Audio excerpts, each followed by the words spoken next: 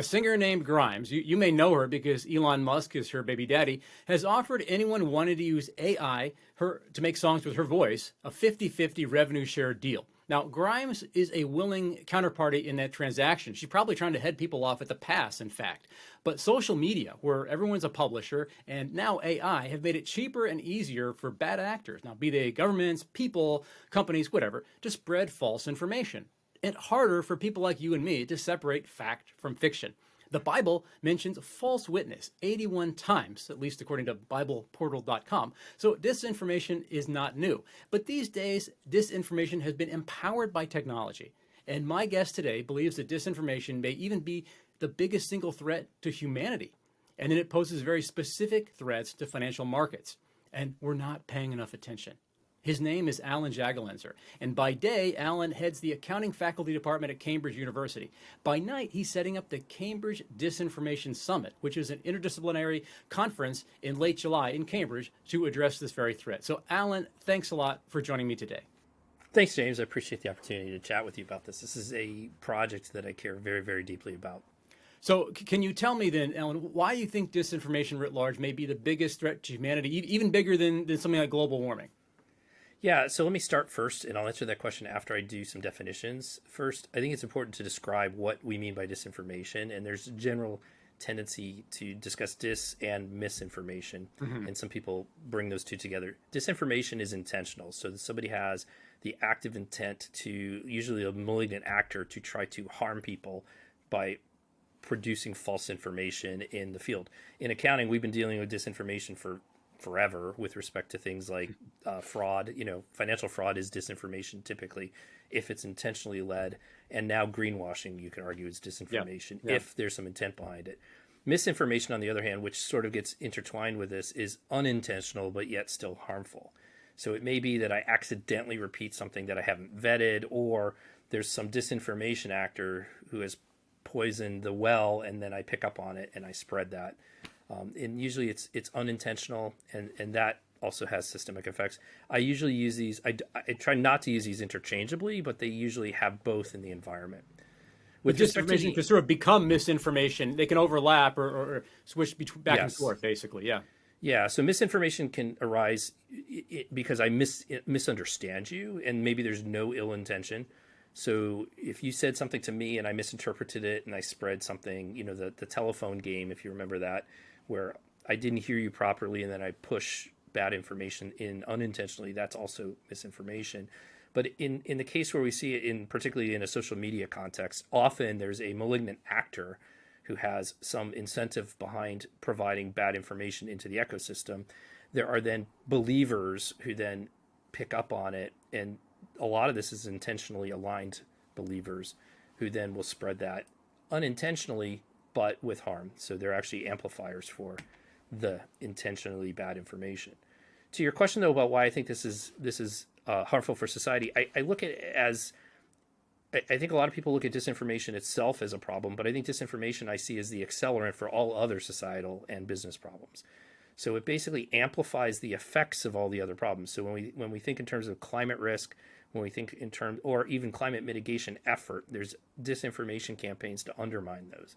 When we think in terms of geopolitical risk, if we're running a business and we're worried, for example, about we have manufacturing assets off in some other country, well, if there's geopolitical risk there, then that might actually leave us into stranded assets or nationalized assets. Supply chain disruption would be another example. And that is at risk, and that risk is amplified if there's a malignant actor or malign actor who's out there trying to push information around to stir up some sort of geopolitical crisis. So in my mind, disinformation is one of the many and reasonably very compelling tools in the toolkit to exacerbate the underlying risks that we already currently face. And it's in that context that I bring it. And it's very, very, very, very difficult to get unity around how to solve a problem if there's bad information even around what the problem really is. I'm reminded of a Morgan Housel quote, which is, tell people what they want to hear and you can be wrong indefinitely. It seems like a lot of the disinformation is structured around that. In other words, if I you could argue like in Italy, for example, that they're not a big fan not big fans of the lab grown meat, or at least the meat industry there is. And so there are allegations that the meat industry has promulgated disinformation about how unhealthy the lab grown meat might be, or cancer risk, or things like that. And if you're on the fence, and I don't mean to overly singularize based on one example. I mean, I'm sure there are better ones, but it's easy then if I'm forced, if it's the old days, for example, and I'm getting up to change the channel on my TV because there are only 4 channels, and everything is vetted by some editorial board at these TV channels. Things are kind of naturally more mainstream. But if I can go off on the side and read some fringe website and hear what I want to hear, whether it's true or not, as a human with cognitive bias, it's very easy for me to run with that. And that's just my op-ed on everything you're saying here, Alan. Yeah, I mean, you're talking too in terms of what I consider to be some of the direct business-related risks, which then could cascade into financial portfolio risk, I suppose, to some degree, and some of it gets into the systemic issues. So some of the direct risks include, for example, direct product market risks. So the lab-grown meat is one that I actually use quite frequently. If one is presenting a product, or maybe it's a new pharmaceutical or something like that, and there's some ambiguity, vaccines are another example. There's some ambiguity about its efficacy, and there's ambiguity about its safety.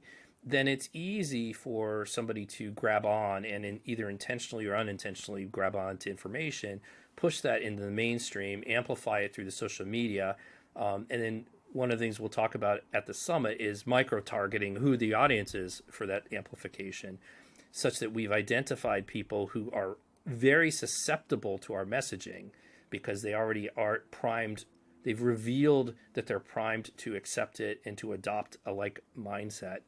And then they amplify it.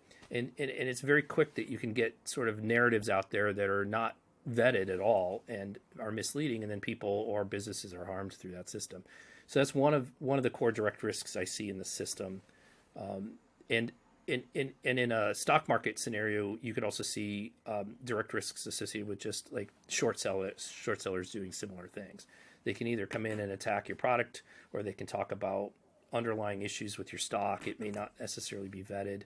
I guess one example even of that was Eli Lilly's episode on Twitter, where somebody spoofed their account, intentionally spoofed their account. It's not clear that they were intentionally trying to work the stock market for some sort of phantom gain or whatever, but they were intentionally spoofing the account, and that actually had real direct effects on stock price.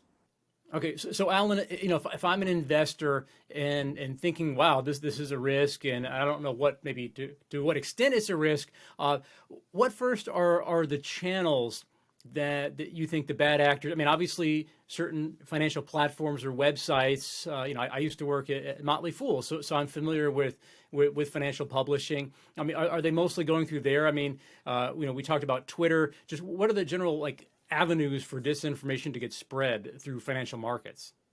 Well, I think it depends on the entity and how stable it is and how large they are. I think most of the disinformation that I'm aware of, and we're talking about direct risks with respect to outside influence actors trying to manipulate stock in this context. I think you're more likely to see it with the smaller companies, and these are in your Reddits. I think we have plenty of evidence where people are out there in these small chat boards trying to move stock price. I don't know that you're going to see it as frequently in the larger companies because there's a little bit more infrastructure around them, and there's a little bit more trust in their system, and they're a little bit more stable. I think people trust their audited reports more too. I think there's almost too much focus, however, in those direct risks. I think people, when they think in terms of disinformation, they're paying too much attention in the space of somebody's going to actually try to manipulate stock price by making some claim about your product or about your company or about your infrastructure, your governance. I think what's not being paid enough attention to are the indirect risks that are happening that may or may not be within the control of the company. And these are the ones that we need to think in terms of what's the risk of the information environment that comes and backflows to the company. So where are the risks to the company around the information environment in which they operate? And a classic example would be BP. So BP for a long time held a very strong position in Rosneft, and even had their CEO on the board of Rosneft. And one could take a look at that in history and say, well, maybe this is a reasonably lucrative type of holding investment that they had. But then all of a sudden, for some unknown reason, there was this invasion into, this very brutal invasion into Ukraine, and that is unambiguously fed on a disinformation engine. And so that created all this geopolitical turmoil where now FT is all over BP saying, look at everybody who's divesting from Russia. BP is sitting on, I think it was 18% of Rosneft. So BP needs to now divest or do something about Rosneft. And literally, I think 2 days from those articles coming out, all of a sudden BP does a $25 billion, if I remember the number, $25 billion impairment of their Rosneft holding, and their CEO steps down from the board. Where does that analogize to? Well, we talked a little bit about some of the indirect risks as well with supply chain. We're seeing a lot of exposure on supply chain that were COVID shut down. Well, COVID was exacerbated through disinformation. So if I have concentrated supply chain, or if I've concentrated development of product or shipping or whatever, and it's regionally located, and all of a sudden there's geopolitical disinformation, that exacerbates a problem. So it exacerbates COVID. The extent to which we're locked down, all of our employees now are locked down because of COVID, because it's gone out of control, because there's bad management or something to that effect, then that spills over back into the company. Another place for indirect risk is workforce polarization now. So there's a lot of very high tension around social issues, which then backflows into certain companies with respect to whether their entire workforce is going to align, whether they can actually come to agreement. It manifests in product market adoption. We've seen this in solar, for example. I've seen a story where Iowa farmers won't buy solar. I think there's a financial case that can be made for solar, but I don't know what type of information they're getting around solar, but they won't buy solar as an example. So I think these are the kinds of things where I look a little bit more holistically around where are we positioned. And this also gets into this notion of the enterprise, the company as a target, as a political target, which is part of the problem these days, and the company as a political actor too. So disinformation can manifest from how the company and how the company's executives, for example, take positions on very hot issues in today's social environment or today's political environment, whether it's gun rights or whether it's abortion rights, things of these nature. They're so hot and sensitive. Disney, for example, Disney has a whole lot of information floating around. Some would call it disinformation about its intentions. And so now they're having to deal with a lot of noise around that. Anheuser-Busch has a lot of energy around a position that they took on a campaign. The transsexual beer ad, right? Yeah, Bud Light. Yeah, there's a transgender beer ad advertisement that has generated a lot of energy around it, and then there's a lot of information stream flowing from it, and that's having an effect. And now they're having to think in terms of their strategy. And on a related note, another risk that I actually think is important to bring forward, and I actually have a study that I cited. I think I'll have the statistics correctly, but we're now actually seeing, and I'm doing some research with a colleague at Southern Cal and one of my colleagues here at Cambridge, we now have research to indicate that we now have like literally safety risk, employee and CEO level, a senior executive physical safety risk associated with the information environments and the political decisions they're making. One study, and this is not a formal academic study, this was sort of an industry study from, I think, a nonprofit, had basically said, I think they said they surveyed, and over 50% of the survey respondents had said my CEO's physical safety is at risk because they took a visible position on a hot issue. And I'm like, okay, I can see that, where if I speak out on one of the hot political issues, then people might amplify anger and then throw a lot of information and disinformation in the echo stream, not only about me, but about my enterprise, my company. But what was even more interesting was they said about 48%, if I have the numbers correct, 48% of CEOs are also under physical threat for not taking a political position. So there's some expectation that you, James, as the CEO of Corporate X, should be saying something about this thing, and you're not. And so now you're coming at risk. So these are the kinds of things that I think are manifesting out in the environment, and I don't think boards are paying attention to them enough. And I think we need to be aware about this. Yeah, I mean, I remember my LinkedIn feed.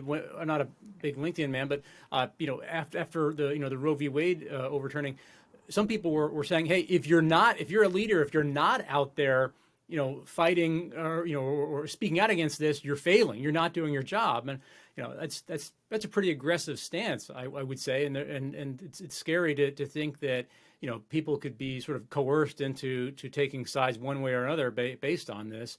And it's probably easier too, and I'm going off track a little bit, but for angry people to sort of mob together on the internet and make a stir out of things in a way that they couldn't previously as well. That's a little bit separate from disinformation, but if the mob doesn't like you, the mob can make your life very difficult these days in a way that perhaps it couldn't before.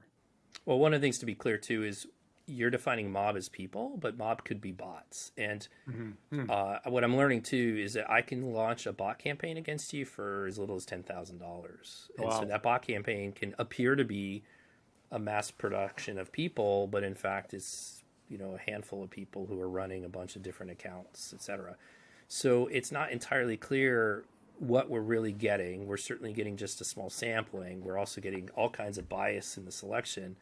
So this is the environment we're in right now, and it's a very contentious environment. And I think my point in bringing the Disinformation Summit together is that we have, I can speak from my impression of accounting, we have a very, very, very, very solid infrastructure, albeit imprecise, around information quality in financial reporting, a little bit less so, and we're developing it in environmental and social and governance reporting. But we have infrastructure. In fact, we have some of the most incredible infrastructure. I've got financial reporting standards, which I've helped devise or help try to improve. We've got audit committees, we've got governing boards, we have audits, we have independent audits, we have enforcement, which could even include criminal penalties, and in all of this is designed to prevent disinformation or misinformation, I guess, with respect to financial health of an enterprise. And even in that framework, we don't get it right. There's all kinds of issues there. Then you move out into the other space, the social media space, the news media space, and it's sort of really unclear whether we could even get to that infrastructure, what it would look like, who gets the control rights around it. And it's a very dangerous ecosystem. And so my field tends to think in terms of people who want credible news. And this is one of the other most interesting things I'm learning. We've gone in, at least I think I've gone in under an assumption that the people I serve are people who are skeptical. You're skeptical. I know you're skeptical. I'm very skeptical when I see information coming from a management team. And so I'm like, I'm going to doubt before I verify, and then I'm going to verify, and then I might trust. But I think what we're realizing is that that's not how the world works. And when you look outside in the social domain, there are people who don't verify, who aren't skeptical, and they're just believers. And they've also been pre-selected through micro-targeting to get certain types of streams. And so they're being fed specific data points that are very provocative, that are very aligning in their prior belief system. And then they become emotional, and they're also now becoming more vibrant and more influential into business practice and into the effects in the market. So these belief system bubbles, I think we need to do more research on, and that's why we're bringing psychologists into the room, authoritarian studies professors into the room. I've reached out to people who work in social media, into computer science, who do AI algorithms. I've reached out to law professors who can articulate, like, where are the boundaries about this notion of enforcement? Why do we get enforcement in financial reporting, but we don't get enforcement in other societal communication?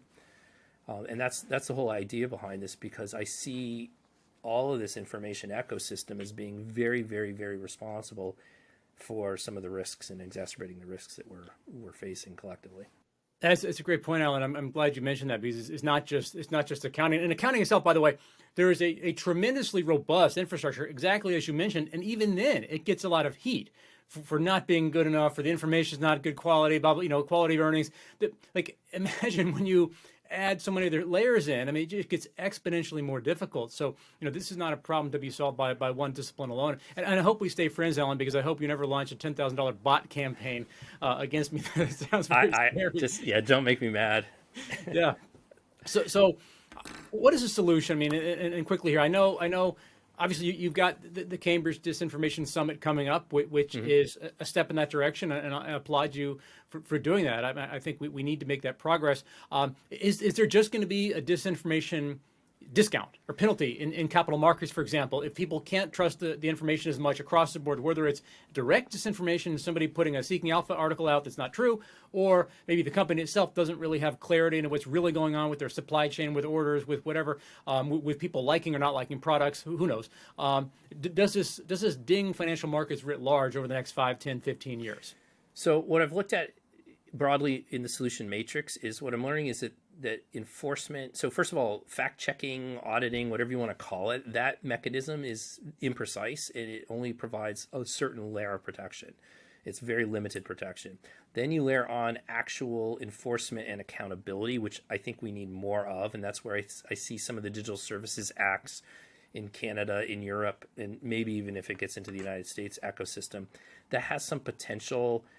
Defamation, for example, some of these elements where there's accountability, I think that has some potential to help with respect to solutions around this, albeit recognizing that there's some difficulty as to who gets to decide what should be, what's the standard.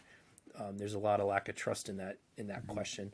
So I think there's some opportunity there. I think when we get into the broader ecosystem, which I think is now backflowing into our markets, and we get into the belief system bubbles, I think the psychologists are onto two things. One is debunking, which is the ability to communicate in anticipation of a campaign. First of all, anticipate that other people will be out there with bad information, anticipate how they're going to come at you, and then communicate before they do it what their strategies are and what kind of information they might reveal.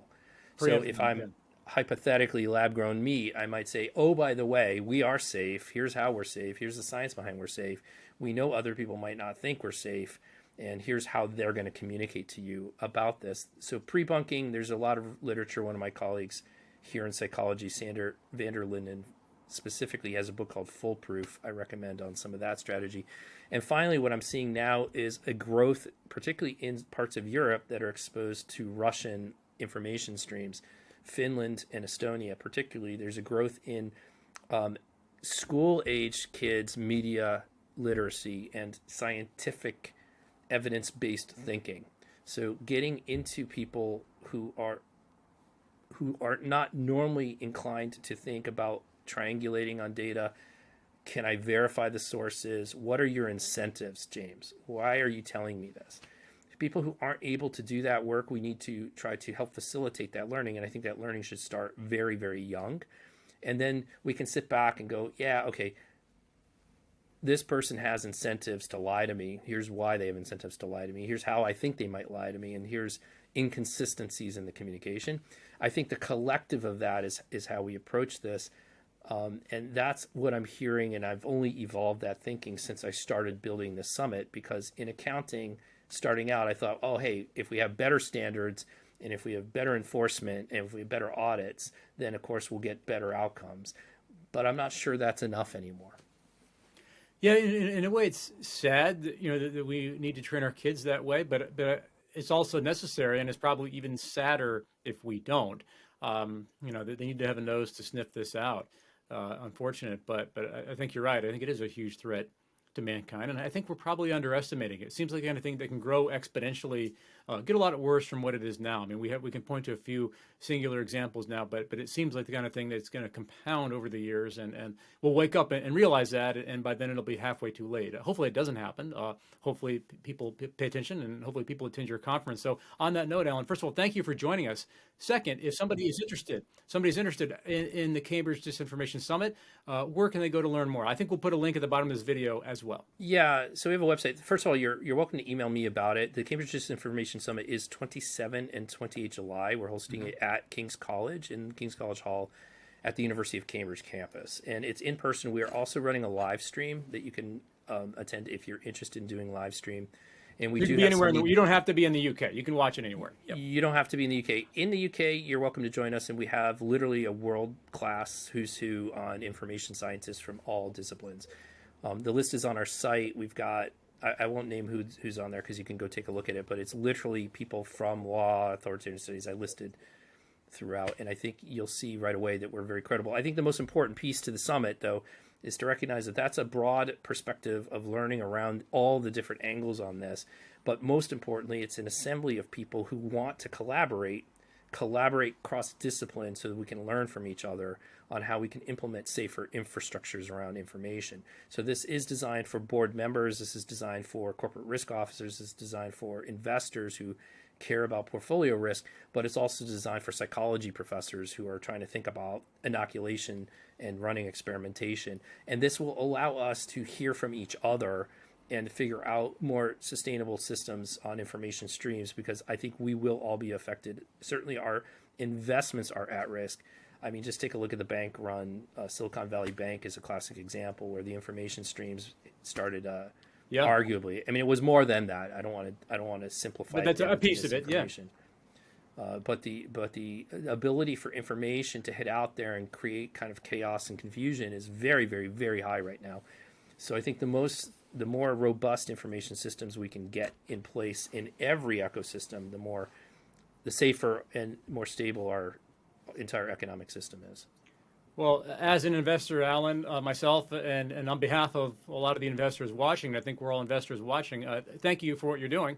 Certainly, we need you. We need probably more people like you fighting this battle. So thanks very much. And guys watching, we'll have that link somewhere in the notes under this video as well in that summit too. Alan, thanks a lot. Always a pleasure to talk with you. And to you guys watching at home, thanks a lot as well. And thank you for hosting. Appreciate it, James.